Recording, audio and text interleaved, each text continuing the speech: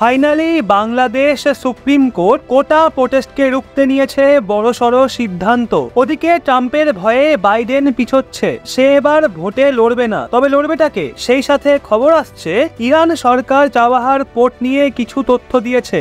এই সবকিছুই জানবো আমরা আজকের এই ভিডিওতে, সেই জন্য ভিডিওর শেষ অবধি অবশ্যই থাকবেন। চলুন তাহলে যাওয়া যাক গত 24 ঘন্টার সবচেয়ে টপ আপডেটগুলোর দিকে। প্রথম আপডেট রয়েছে আমেরিকা থেকে। খবর আসছে যে আমেরিকার জো বাইডেন প্রেসিডেন্সিয়াল ইলেকশনের রেস থেকে নিজের নাম পিছিয়ে নিয়েছে। এইবার তিনি আর ইলেকশনে দাঁড়াবেন না। খবর আসছে যে জো বাইডেন নিজের জায়গায় নিজের ভাইস প্রেসিডেন্ট কামলা হ্যারিসের নাম নমিনেট করেছেন। যদি এমনটা হয় তাহলে আমেরিকা প্রথম মহিলা এবং প্রথম ভারতীয় বংশোদ্ভূত প্রেসিডেন্ট পাবে। যদি এটা এতটা সহজ হবে না, কেননা জো বাইডেনের ডেমোক্রেটিক পার্টি এখনো পর্যন্ত কামলা হ্যারিসকে প্রেসিডেন্সিয়াল ক্যান্ডিডেট ঘোষণা করেনি। এই বিষয়ে আমেরিকা থেকেও কোনো কনফার্মেশন আসেনি যে যদি ডেমোক্রেটিক পার্টি কামলা হ্যারিসকে নিজেদের প্রেসিডেন্সিয়াল ক্যান্ডিডেট নির্বাচন করেও নেয়, তাহলেও আমাদের জানা রয়েছে যে আমেরিকার মধ্যে রেসিজম অনেক বেশি হয়ে থাকে। এই অবস্থায় ডোনাল্ড ট্রাম্পের সামনে ইলেকশন জেতা কামলা হ্যারিসের জন্য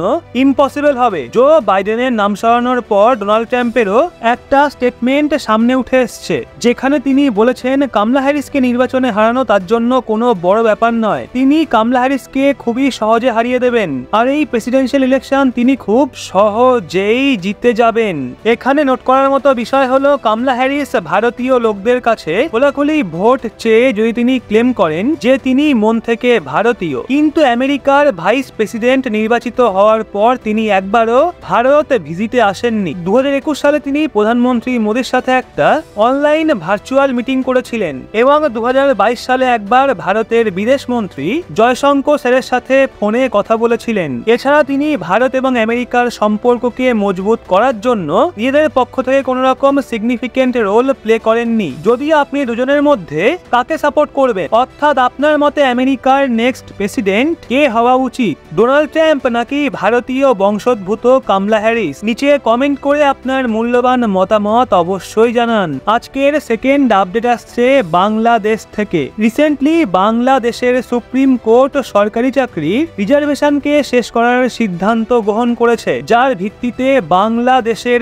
সরকারি চাকরিতে কেবলমাত্র 7%-এরই রিজার্ভেশন থাকবে। এর মধ্যে 5% 1971 সালে যুদ্ধ করা ফ্রিডম ফাইটারদের ছেলে মেয়েদের জন্য, 1% বাংলাদেশের ট্রাইবালস কমিউনিটিদের জন্য, আর 1% বাংলাদেশের হ্যান্ডিক্যাপদের জন্য রাখা হয়েছে এবং 93% সিট বাকি সবার জন্য থাকবে। খবর বেরিয়ে আসছে এই যে রিজার্ভেশন পলিসি ছিল সেটা শেখ হাসিনার সরকার 2018 সালেই শেষ করে দিয়েছিল, কিন্তু তারপর বাংলাদেশের লোয়ার কোর্ট রিজার্ভেশন তুলে দেওয়ার সিদ্ধান্তের ওপর নিষেধাজ্ঞা জারি করে দিয়েছিল। কিন্তু এখন লোয়ার কোর্টের সিদ্ধান্তকে পরিবর্তন করে বাংলাদেশের সুপ্রিম কোর্ট সরকারি সিদ্ধান্তকে ইমপ্লিমেন্ট করে দিয়েছে, আর মোস্টলি রিজার্ভেশনকে সরিয়ে দেওয়া হয়েছে। এই আন্দোলনে এখনো অবধি 150-এরও বেশি মানুষের প্রাণ গেছে, আর অন্যদিকে 5000-এরও বেশি লোক আহত হয়েছে। এই জন্য বাংলাদেশের সুপ্রিম কোর্টও তাড়াহুড়ো করে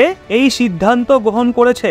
এখানে নোট করার মতো বিষয় হলো বাংলাদেশে 91% মুসলিম পপুলেশন রয়েছে, আর অন্যদিকে রয়েছে 9% মাইনরিটিস এবং তার মধ্যে 8% হিন্দু পপুলেশন। কিন্তু সুপ্রিম কোর্ট 5% মাইনরিটিস কোটাকেও শেষ করে দিয়েছে, অর্থাৎ এখন বাংলাদেশে মাইনরিটিদের জন্য কোনো কোটা নেই। নেক্সট আপডেট রয়েছে ভারত এবং মালদ্বীপকে নিয়ে। আসলে বাংলাদেশে ভায়োলেন্ট প্রোটেস্ট হওয়ার কারণে মালদ্বীপের সরকারেরও নিজেদের নাগরিকদের নিয়ে চিন্তা হচ্ছিল।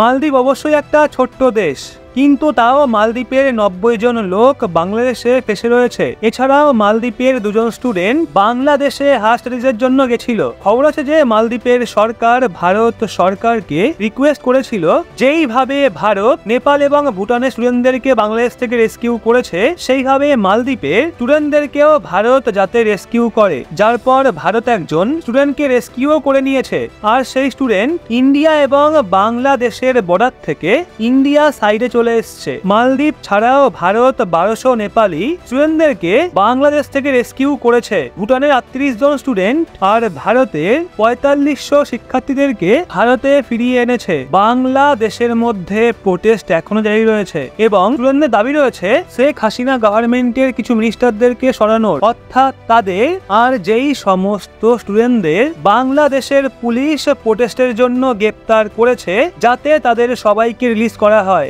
আজকের পরবর্তী আপডেট আসছে ভারত এবং ইরানকে নিয়ে। যেমনটা আপনার জানাই থাকবে যে ভারত চাবাহার পোর্টকে নিয়ে ইরানের সঙ্গে একটা ডিল সাইন করেছে। তো এখন চাবাহার পোর্ট ভারতের জন্য অনেক গুরুত্বপূর্ণ। সেন্ট্রাল এশিয়া, আফগানিস্তান, রাশিয়া এমনকি ইউরোপেরও বিভিন্ন দেশেতে জিনিসপত্রকে এক্সপোর্ট করার জন্য ভারত এই চাবাহার পোর্টের ব্যবহার করে থাকে। এই জন্য ভারত এর ডেভেলপমেন্টের ওপর কয়েক হাজার কোটি টাকা ইনভেস্ট করেছে। এখন এই চাবাহার পোর্টকে নিয়েই ইরানের সরকারের পক্ষ থেকে একটা স্টেটমেন্ট এসছে যেখানে তারা বলেছেন যে ইরান এবং ভারতের মধ্যে যে চাবাহার পোর্টকে নিয়ে নতুন ডিল সাইন হয়েছিল তার কিছু কন্টেন্টকে ইরানের সরকার সিক্রেট রাখবে, অর্থাৎ এই ডিলের কিছু ডকুমেন্টকে পাবলিকালি নিয়ে আসা হবে না, কারণ তা থেকে আমেরিকান সরকারের স্যাংশন জারি করার আশঙ্কা রয়েছে। অর্থাৎ আমেরিকা যদি ইরান এবং ভারতের চাবাহার পোর্টের সম্পূর্ণ ডিল এবং এগ্রিমেন্টের বিষয়ে জেনে যায় তো তাহলে আমেরিকা চাবাহার পোর্টের ওপরও স্যাংশন জারি করে দেবে। এই জন্য ইরানের সরকার কিছু ডকুমেন্টকে সিক্রেট রাখতে চায়। তো এখন ভারতের রিকোয়েস্টের কারণে ইরানের চাবাহার পোর্টের ওপর আমেরিকা স্যাংশন জারি করেনি, কারণ এই পোর্ট স্ট্র্যাটেজিক্যালি ভারতের জন্য অনেক বেশি ইম্পর্টেন্ট। এখন এই নিউজের ওপর আমেরিকা কি মন্তব্য করবে সেটাও যথেষ্ট ইন্টারেস্টিং আর আমরা সেটাকেও কভার করব। সেই জন্য আপনি যদি এখনো রহস্য বাংলা চ্যানেলটা সাবস্ক্রাইব না করে থাকেন তাহলে অবশ্যই সাবস্ক্রাইব করে চোখ রাখবেন রহস্য বাংলার পর্দায়। আর আমাদের আজকের ভিডিওটা আপনার ভালো লাগলে অবশ্যই লাইক করে শেয়ার করে দেবেন আপনার বন্ধু বান্ধবদেরকেও।